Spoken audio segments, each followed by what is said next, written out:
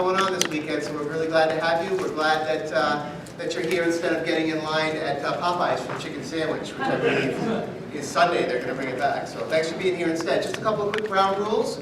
No video during the panel, please. We're taking video of our own. There will be a Q&A, so you see a microphone in the middle there. When the moderator tells you it's time, you can stand up and line up at that microphone. You can ask one question each, and please do not ask to get a hug or anything like that from our guests. And we do clear the room between panels. That's all weekend, this room and the one below us. So at the end of the panel, unless you're ADA, we ask that you leave through the exit in the rear. And in just a couple of minutes, we're going to bring out the moderator, and then things are going to get started. So thanks for your patience, and thank you again for being at Rhode Island Comic-Con.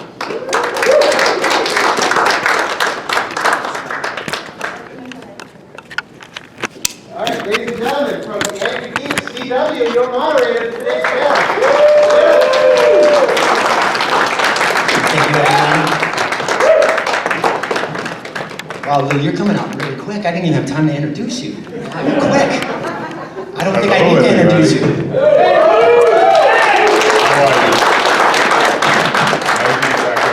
Thank you for coming.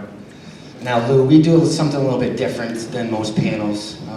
We want to know the questions you don't want to be asked anymore. We don't want to do the same old kind of questions. Whatever you do. Whatever. Well, I do have one question. Back in 1977, when you did cast as the Hulk, what were your initial thoughts right when you got cast? Well, what happened though, my phone rang. They did the auditioning for the Hulk.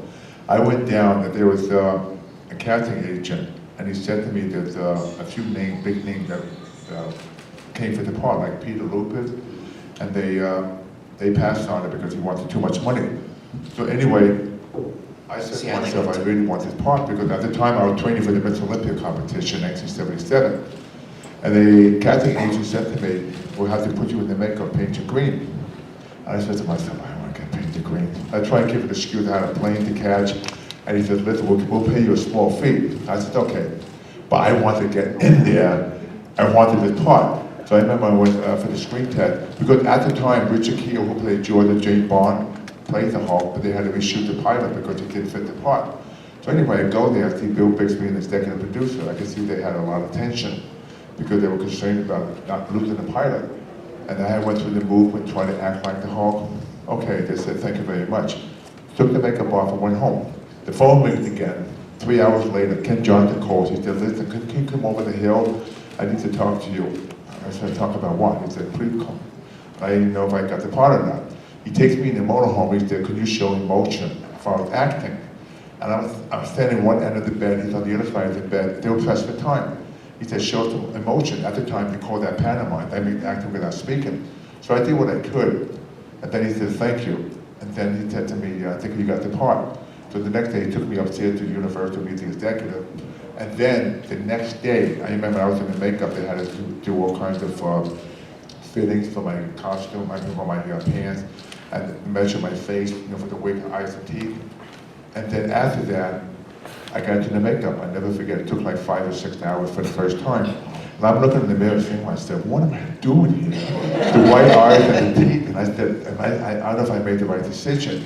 Because I was scared. Right. Because I gave up the Miss Olympia title, and I was hoping the show become successful, because I was afraid of losing 2 instead of 1, losing the competition, not competing, and then the show not being successful. So it was a big gamble, and the rest is history. Well, it definitely paid off. Now, were you a comic book fan before that? Did you do any Hulk research? Oh, huge. Yeah? I had all the Superman comic, the Hulk comic. I had the first issue, but I traded them for Muscle Magazine. Nice. If I had it today, yeah? I could buy you the best dinner in Rhode Island for the next 50 years.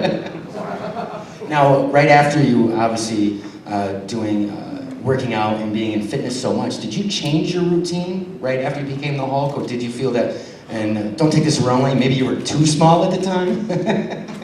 No, I trained the same. Same, yeah. The difficulty was the fact that because in the makeup part there was a definition, so I had to work very hard to try and train 4 days a week just to maintain the condition. Because usually as a professional bodybuilder, you train like 6 days a week, sometimes twice a day. But sometimes I had to train after filming, like 3 in the morning. Well, tired as I was, but at least to get a workout. Because I could not train with the makeup, take the makeup, and then redo the makeup. It was like 3.5 hours. So I just had to make a sacrifice either before or afterwards. Oh, wow. that's intense. How long were your shoots? Usually like 8, 10, 12 hours? Well, the makeup took like 3.5 hours. Right. And then I had to be retouched all day long. You're talking about 10 to 12 hours. Wow. And then an hour and a half to take the makeup off. And then try to fit in a workout as well on top of that too. Yeah, but the funny thing is that when you're in that makeup all day, especially the wardrobe, and it takes a toll on your body because when they remove the makeup, it's almost like a letdown because they have this forehead and nose piece on you. And that made me feel very uncomfortable because sometimes it gets really itchy.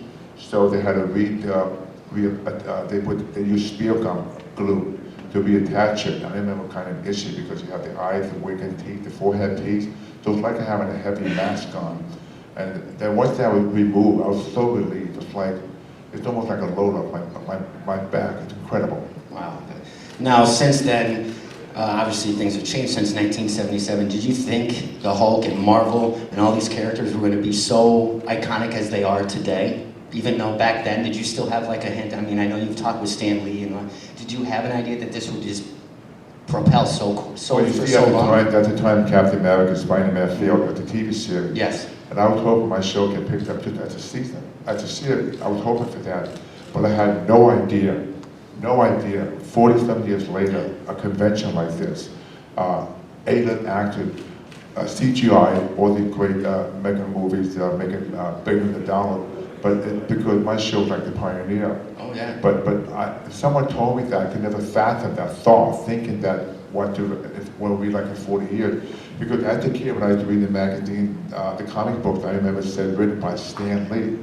And I always wondered if he was real, because sometimes you have ghostwriters.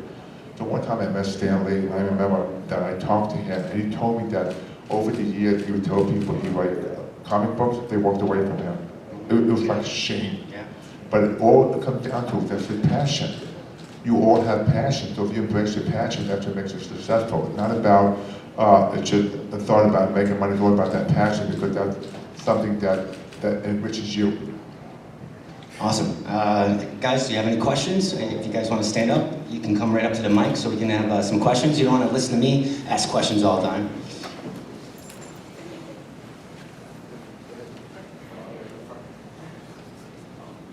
Out of all the, I guess I'll just be loud on my own. After all the more recent of the Hulk movies and stuff, is there one that you like the most, or a particular one of the new Hulk actors that you feel does you more justice?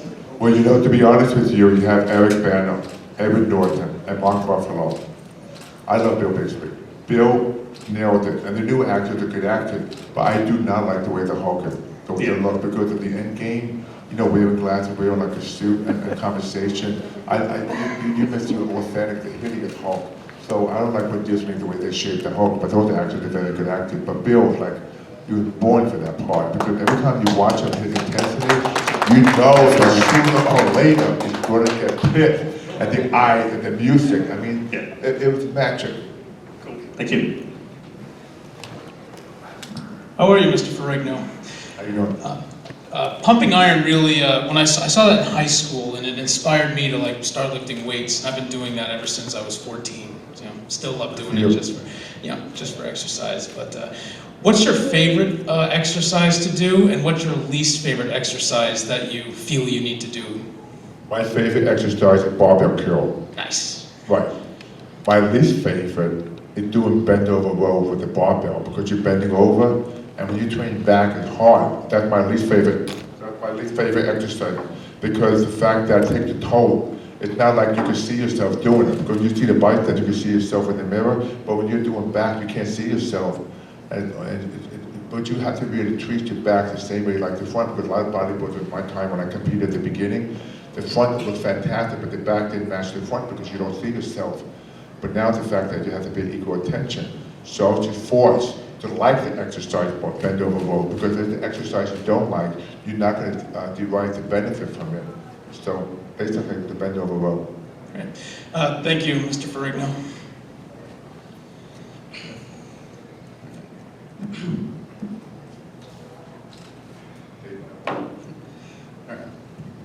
Since you stopped playing the Hulk, the characters get on to be such a huge character, but you have never been forgotten. In fact, the past two Hulk films we've had, Edward Norton and the Ang Lee film, they actually said, you know what, let's bring him back, let's bring you back. So How was it getting brought back into the film series, or at least even if it's a cameo? When you're talking about Ed Norton and you're saying... In the two films, the Edward Norton film and Ang Lee's film before Right. that, they brought you back in for cameos. So how does it feel being asked to come back to the franchise? It felt great because when the first Hulk, I wanted to do the motion capture. Motion capture, they use your body, for example, at the scene, but Ang Lee decided to do it himself. And then I said, okay, I'll settle for the cameo. That's with Stan Lee. But then the second one had a scene with Ed Norton because I was very happy with because he's a very fine actor. But I had to fight constantly to be in this film because Marvel, they don't take advantage like what I've done, what I've taken from. And that's the way it is because I don't have that control over it. But I remember the first time I did a cameo with Stan Lee, every time it was shown in the theater, people would clap and applaud because it started with the two of us. Thank you very much. You're welcome. In Endgame, why do you like Vader Endgame He said, in Endgame, how come you're so much bigger in Endgame than you are now? Because it's fake CGI movie. But it's the way it is. He's not mad now. That's a good question. Good question, I like that. I am a die-hard Hulk fan. I've been watching Incredible Hulk since I was like 5 years old. Thank you. My favorite episodes are the first two-parter and Prometheus. I know you've probably been asked this a million times, but what's your favorite episode in the Hulk series? King of the Beach. King of the Beach. That's Oh, yeah. my first acting role. I acted myself. I was training for competition. I wanted to save money for a restaurant. And then usually split screen to see me Yes. as a Hulk. Yeah, That's an awesome episode. thank you. Hi. How are you? Well, thank you. I have, in a TV series called Farscape, Virginia Hay spent a lot of time in her full body blue makeup.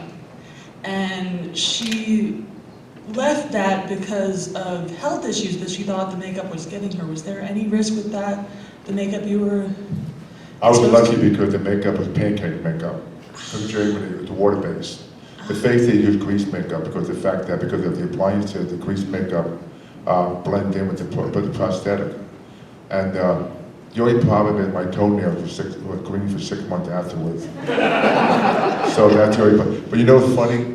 You probably all know the Wizard of Oz, the person that played the Tin Man, Buddy Ebsen. He got very sick from the makeup because they use like a metallic spray or something. So it could be detrimental. But the one that came from Germany, the pancake makeup, is safe with that. Luckily, I had no hives and no after effect. Thank you. Now, how long would it take to take that off? I know you were in it It for was so like an long. hour and a half to take off because my motorhome didn't build a green shower. Okay. So, and I remember the two makeup guys had to get a sponge that they had to scrub my back. And the weird thing is that after 2 or 3 showers, I would go home, and the next day I'd work out in the gym, and you could see I'm wearing a tank top, while I'm sweating, you see the green come through the pores. No way. That scared me at the beginning. I said to myself, what does it affect my organ? What if my heart is green or something? But luckily I'm still alive. I mean, I know. Now, you were talking in the movies as far as the Endgame Hulk, which I guess we would classify him as Professor Hulk. They've had different renderings of the Hulk. Out of the 3 movies, which one do you think CGI-wise was probably the best representation I of the think the Hulk? second one with Edward Norton. Edward Norton, Yeah, yeah. because it was less rubbery and believable. Yeah, definitely. And I have to say, Edward Norton for me, minus you, of course, Edward I thought really was a good representation of Bruce Banner as well. Well, he had a disagreement. Something happened with him and Marvel. Yeah. And He then actually just talked about that. Yeah, because I think the movie, the second Hulk, was supposed to be like a half hour, 45 minutes longer. Mm-hmm. But I think Ed, because he's such a fine actor, I think he wanted to go deep with the character, so there was like a problem with him at the studio. So it's too bad because if he would have continued with him, to me, I think he's the closest to Bill Bixby. I think so too. I think he did a great job. He had just recently on a podcast talked about that, and you were pretty much spot on that he really wanted to delve more into the character and really what made the Hulk instead of just just the CGI and he's raging. He wanted to get a little bit deeper with him. So no, that's spot on. Awesome. Now, do you still work out as hard as you have been throughout the years? Or are you still? I train the same, but I train much lighter. Okay. Because right now I'm not interested in building more muscle Yeah. because I'm 68. Not bad for 68. No, 68? Nobody Are you 40? nobody- I think you're 48. Nobody had the plan. Nobody had the plan of what's good. No, definitely not, definitely not. But it You shows- look younger than I do. It shows you that age is the number. But you know what's interesting? I train the same. I train lighter, but the same, for example, routine, the body part. I do 30 minutes of weight training and 10 and 40 minutes of cardio. Very consistent, 6 to 7 days a week. And I eat very good. I have like meat, fish, eggs, fruit, and vegetables. I stay away from fattening food, unsaturated fat. So that's been my regime for the last, I've been working out now for, let's see, 56 years. Wow. I started when I was 12. Wow. Amazing. That is 56 amazing. years I've been Well, it working. shows. It's awesome. But It's now I just awesome. laid down. Right. I don't know if you all know, I came back to competition in 1992 after 17 years. So when I competed against Arnold pumping iron, I was 268 pounds. So when I made the comeback, one day I woke up, I said to myself, I want to be in the best shape of my life. I feel this is unfinished business. So I just started to make the announcement to come back to competition. Then Joe Weider at the time, people told me, when you come back, you can't look like the 70 bodybuilders because the bodybuilders over the 70 years have changed significantly, especially like you have guys like 5'10", they weigh like 260 pounds. So I spent 2 years, I trained literally so hard, I came back, I came out 330 pounds with 3% body fat to compete again. Wow. And that still holds the record today. And because, you know, things changed over the years, now you can do cardio, you can eat small meals, because at the time when I competed in the 70s, we literally had to starve ourselves, like meat and water diet, fish, very low carbohydrate. But now with the cardio, with the food technology, you can compete at a higher body weight. So that's a decision I made. It's the best thing I've done for myself, because I want to leave this earth saying that I should have, because it's unfinished business. It was bothering me for 17 years, but I had to come back. But it's a scary for me because I had to develop the hunger to compete again. Right. If you're not hungry for something, it's over. You have to be hungry, you're gonna want it. It's that vision, you have to go after it. What was the drive for you for that, to come back? Well, I had to change my eating, I had to train heavier, and I had to put in more size and more thickness. So literally I had to train heavy and not to incur any kind of injuries, because you're in the 40s, you're competing, not like a 22, 25. Right. I used to bench 560, but at the time when I competed in the 40s, slowly I just increased my calorie intake and then more cardio, I was able to add more size. And then that made a tremendous difference, because compared to the 70s. Right. Now, obviously, what motivates you? What keeps you going? I'm sure a lot of people, like myself, with business and whatnot, you have bad days and good days. What keeps you motivated? What kind of just like brings the fire back on a That's bad a day? good question. It's about my passion. I love competing with myself.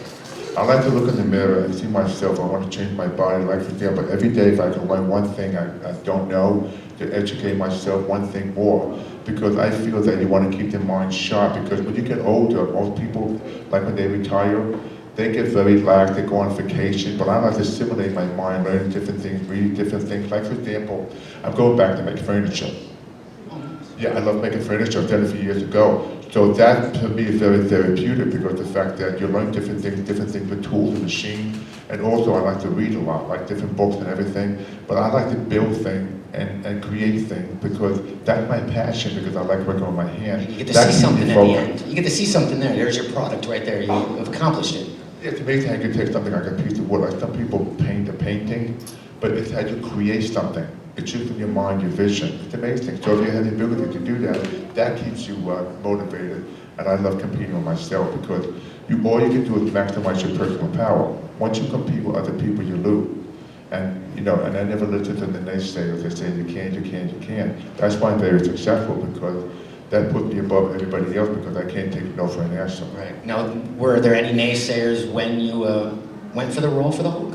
Were there people saying that you couldn't do the Hulk when you first started in 1977? No, I never got that, because I remember the fact that when I played the Hulk, they didn't know what the Hulk was. Right. They didn't even know anything about the characters. Right. So I never had been in that situation. But I remember when I first did the Hulk, I was dressed up with the Hulk.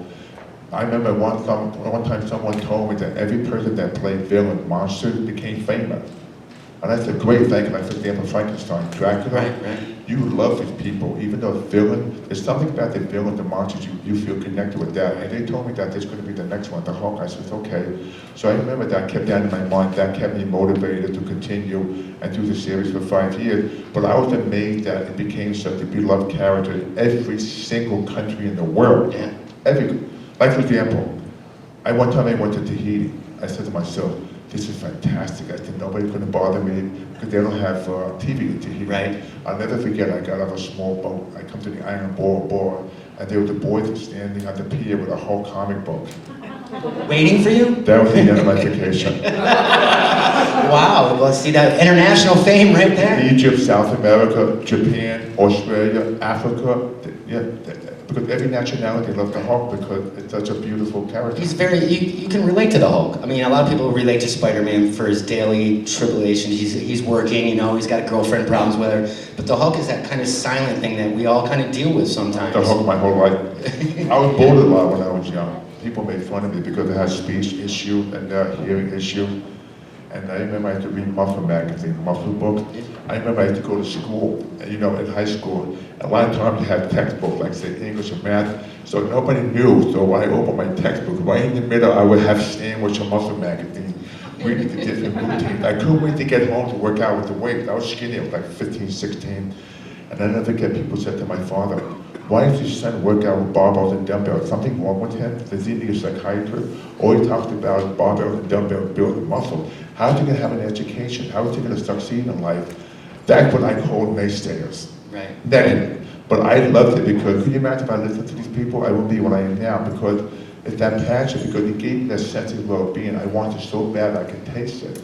And it's amazing that I just stuck with it. That's awesome. Now, you also have a book, too, My Incredible Life as the Hulk. Yeah.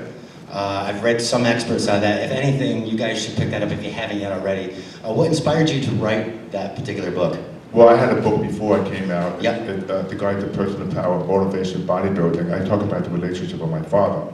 I had a very severe relationship. It was a love and hate relationship. So I was rejected because when I was born, I was not the perfect son. So I talked about it because I wanted something to do for myself. But the second book, My Incredible Life as the Hulk, all my experiences with the TV series with Bill Bixby, how it changed my life, and the journey when I did the Hulk, how I led to different things in life, like for example, other film, my travel, meeting different famous people, stuff like that. And what actually inspired you to do the second book? Because I wanted the world to see behind the scenes of the Hulk, because many people over Behind the green makeup. About the Hulk, about the character. Now, obviously, we were just saying, without the hero, without a villain, there can be no hero, obviously. And I don't know if the Hulk is really a villain. I think he's misunderstood. More so, I don't think he's a villain. He's not evil, and that's what you think a villain is. He's a creature, yeah. The representation in characters now, in the Marvel or DC universe, what villains do you actually, what villains just strike out for you as like, wow, that's pretty iconic, that really touches with me? I like the Emperor in Star Wars.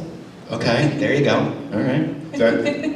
You have Darth Vader, David Barrett's a good friend of mine, but that Emperor in Star Wars, to me, that was the ultimate villain. Because he's like, with the way he talked, remember he said, it's time to die, Yeah. instead of lightning expert. Very intense. Yeah, but the way he conducts himself, is the power, the control. So to me, I more of that compared to today, because we have good actors today, but I see more of that as the ultimate villain. Okay, cool. Question? Yes. I'm sorry, I just thought of this question. Go for it. I know you said you like the comics a lot. I don't know if you've kept up with it or news on it, but I don't know if they scrapped it, but I heard that they were actually thinking of changing the Hulk into a no-name person that just went through a nuclear thing instead of Bruce Banner. How do you feel about that? Like how they could try to change the entire character from like a Jekyll and Hyde to like some note, like. You know, it changed because of social media, and over the years you have different generations, and I think people want to see different changes, because I much prefer the old-fashioned, because it had more authentic stories about life, but today they integrate that with other superheroes, other stuff. So I can't really keep up with that because I much rather stay with the old-fashioned. But I understand the way it is today. But the fact that they keep changing it, they could go for red, blue, green, orange, pink, but it goes back to the original Hulk because that's where it started. But you know, Me myself, yeah. Once you have a chemistry or something, you don't want to mess with the chemistry. I agree with you. Yeah, I agree because like the whole Jekyll and Hyde was the whole idea behind the Hulk. So I'm confused as to, and there's a lot of backlash on it. So I kind of was wondering if you've heard about it. Well, if you look at the original Frankenstein, they made another Frankenstein, but look at the original. I mean, you can't duplicate it. I just feel the change, maybe it worked for the young people's generation, but my personal opinion, I like more of the simple fashion of the old, lazy, compelling story about life. Oh yeah, it's a great original story. Now, have you stopped reading comics? I mean, you know, you No, said... I collect a lot of comics. My kids have comics. They collect the comics. I don't read comics now. I mean, when people come to conventions bring comic book, I look at it and see, but they always bring the comic books that goes back to the original, like me and Stan Lee. So, because it still has a connection. And I think, in my opinion, I think the Hulk is one of the greatest characters because every one of us has a little Hulk inside of us. And he expresses that anger. That's huge. And also, probably one of the only characters that has no costume. No, exactly. Superman, Spider-Man, Captain America, all costume. So the physicality is a huge issue. Yeah. So what inspired you to get into like bodybuilding? What's like your most proudest accomplishment in bodybuilding? Inspired me in bodybuilding? Yeah. Well, when I was very young, I lost like 80% of my hearing. And I had a severe speech impediment. People used to call me Deaf Mute, Deaf Louis. They used to call me names, they used to beat the crap out of me, beat me up. So I wanted to find an antidote for the situation. So I remember that when I used to read, I used to come home and watch Superman series on TV. Then one day I went to the movies and I saw Hercules with Steve Reed. And he was standing there. When he pulled down the two pillars, I said to myself, that's what I want to be. Because that was the epitome of the real man. And you could see his body, his muscles. So that put me in the path. And I knew that if I looked like that, nobody could pick on me. So then I found a set of ways to work out, started barbells and dumbbells, and the more size I put on, the more respect I have for myself and other people, and the less I was bullied. So it was like a journey because I didn't want to feel sorry for myself anymore. Because if I got beat up, if I went home, I told my father, he'll give me another beating. I said, don't you dare come home and tell me you can't fight for yourself. So I had all these opposition against me, so I had to fight for myself. So that got me started to bodybuilding because I knew that if I changed my physique and my body, then I could mold myself into a champion and then change negative to positive. And what was your most like proudest accomplishment? Like When I first won the Mr. Universe, the youngest person of the age of 21, and people told me that I could never win the universe. Even judges said when I won the Mr. America competition. So when I won the universe, that convinced me that for me to do this, there's nothing I can't do. That was huge for me. It's my greatest accomplishment. Nice. Thank you. You're welcome. Now, is there anything on your bucket list still that you haven't accomplished yet, but you do want to accomplish? Is there like a list that you have of things that you want to accomplish but have yet to do that? Well, I'd like to live to be 95 like Stanley. Okay, I think you meant. The other thing, I want to go back and do a sitcom. I want to do a series. Yes, okay. You know, that's fun. And then just have a good life and keep making a good living and be with great people like this. I get a chance to travel. Good people all over the world, respect like this I'm getting today. Yeah. That's on my bucket list to the day I die. Now, you king and queens. Now, do you prefer comedy over dramatic acting? Now, obviously you said you want to get back into a comedic series. Do you prefer comedy over drama or serious Well, acting? I like both, but the nice thing about comedy is hard. So you can't try to be funny, but I just like to take the writing off the paper. Like, for example, comedy, because I've always been a prankster. I like to play jokes on people, but I always like to crossover because I do both drama and comedy. But when I did King and Queen, we would film in front of a live audience, like 150 people. It's the high pressure because you only have one or two takes.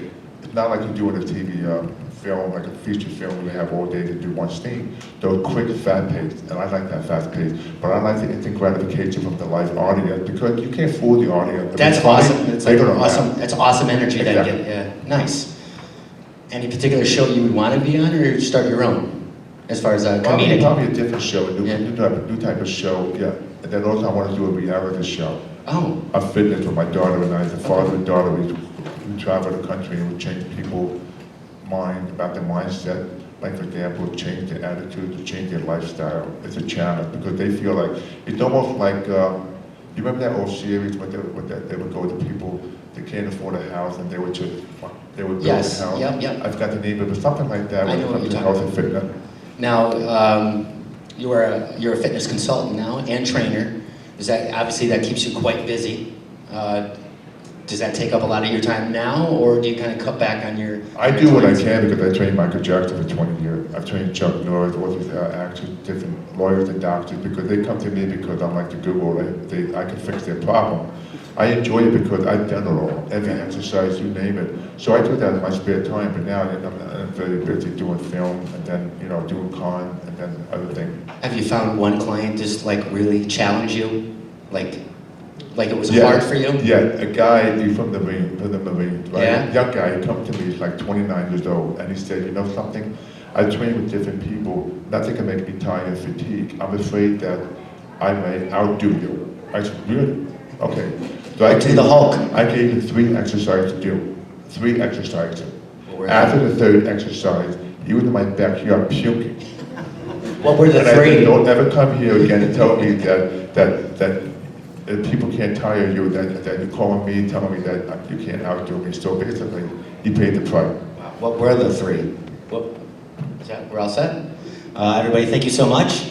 And go visit Lou Ferrigno down Thank on you the for floor. coming. Thank you very much, everyone. Thank you. Thank you.